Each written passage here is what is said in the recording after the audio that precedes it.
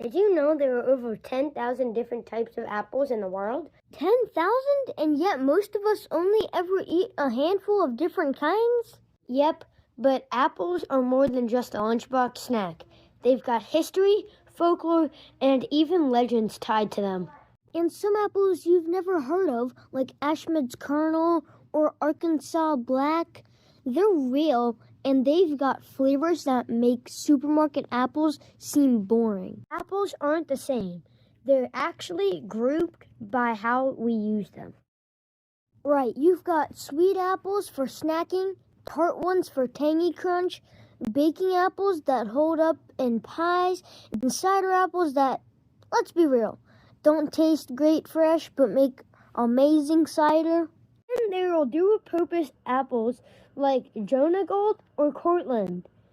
Great for pretty much anything. Ever wonder where apples actually came from? I'm not talking about your local orchard. I'm talking about way back. Apples trace their roots to Central Asia, especially Kazakhstan.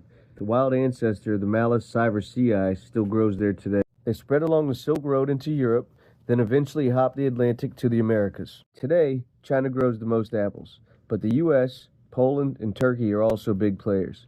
In the U.S., Washington State is apple central. You've heard the old saying, an apple a day keeps a doctor away. One goes back to 1866 from Wales.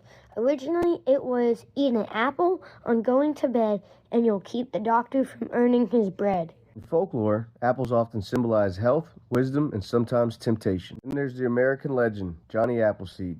Real name, John Chapman. Wandered the frontier in the early 1800s planting apple nurseries, not random seeds, actual nurseries. Fun fact, most of these apples weren't for snacking, they were for making hard cider. So yeah, Johnny Appleseed was kind of America's original craft cider guy. Here are some quick apple facts. Apples are in the rose family. They float because 25% of their volume is air. That's why bobbing for apples works. The crisp apple was developed in Minnesota in the 1960s, and it's still one of the most popular and expensive to grow.